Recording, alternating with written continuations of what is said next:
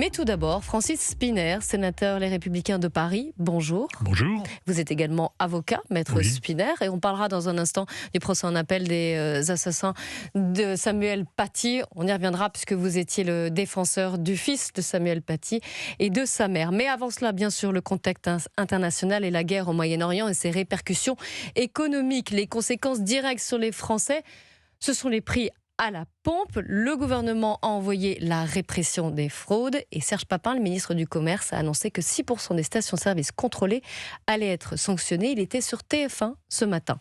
Sur 231 contrôles, il y a eu 6% de procès-verbaux. Ce qui compte beaucoup pour nous, c'est que ça soit quelque chose de loyal, quelque chose de transparent. Il y en a qui avancent masqués, qui sur le site mettent, par exemple, on a des cas où ils mettent 1,95 sur le gasoil, par exemple, et quand on arrive à la station, c'est 2,10. Donc c'est pas normal. Et là, il faut qu'il y ait, que ça soit un outil loyal. Il faut que les consommateurs, les automobilistes puissent faire leur choix. Et ça permet d'avoir le discernement pour choisir sa station. Francis Szpiner, ces contrôles sont-ils utiles pour limiter l'impact des fluctuations des cours du pétrole ? Oui, c'est toujours utile de faire des contrôles quand les gens ne respectent pas la loi et profitent des circonstances pour essayer de gagner un peu plus qu'ils ne devraient. Maintenant, la question qui se pose, c'est combien de temps cette guerre va durer et est-ce que l'impact sur le cours du pétrole va être pérenne ou est-ce que c'est une parenthèse ? Voilà. Et aujourd'hui, c'est difficile de répondre à cette question parce qu'on n'a pas le sentiment que le président des États-Unis ait une stratégie bien définie en ce qui concerne la guerre en Iran. Mais on a déjà sorti le chéquier pour aider les Français. Pour l'instant, le gouvernement s'y oppose. Il ne dit pour l'instant pas d'aide. Mais est-ce que les Français comprendraient que ce qu'on a fait en 2020 au moment du Covid ou du début de la guerre en Ukraine en 2022, on ne le refasse pas en 2026 dans ce contexte de guerre au Moyen-Orient et d'un impact très fort sur le prix du pétrole ? Alors, attendez. La situation budgétaire, tout le monde la connaît. Nous avons un budget qui a été voté dans des circonstances difficiles et on voit bien que la France a besoin de faire des économies et que les marges de manœuvre sont faibles. Donc la question, c'est de savoir encore une fois si cette crise est une crise pérenne, auquel cas se pose la question de l'aide, ou si c'est une crise passagère. Donc est-ce qu'il y a urgence à faire un chèque tout de suite ? C'est une première question. La démagogie, ça consiste à dire oui, on va le faire. Je pense qu'il faut attendre au moins 8 jours pour voir comment les choses vont tourner. Une semaine, non. Après, il y a évidemment des situations très différentes.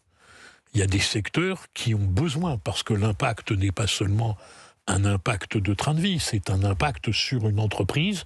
La difficulté, je pense à ceux qui ont besoin pour travailler de l'essence, toute une série de professions. Et là, évidemment, la question de l'aide se posera pour éviter une catastrophe sociale. Ou alors pour les plus démunis ? Une aide beaucoup plus ciblée ? Il faut des aides ciblées, il faut des aides qui soient différentes entre celui qui, évidemment, est dans les transports, dans la pêche, qui ont besoin, évidemment, de pétrole. Ceux-là ne peuvent pas travailler, il est nécessaire de pouvoir les aider à maintenir une activité. Après, il y a ceux qui sont les plus démunis. Jusqu'à quel montant doit-on aider ?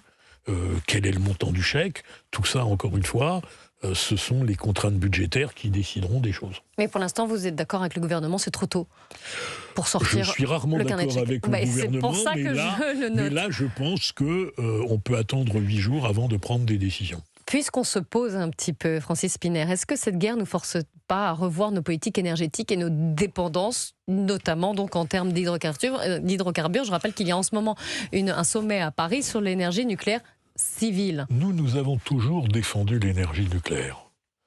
Et ceux qui ont fermé les centrales portent une grande responsabilité et dans le retard et dans le fait que le nucléaire... On a dépensé des fortunes dans les énergies dites non renouvelables. Les éoliennes, notamment, c'est des milliards. Je pense que l'indépendance énergétique, c'était aussi le nucléaire.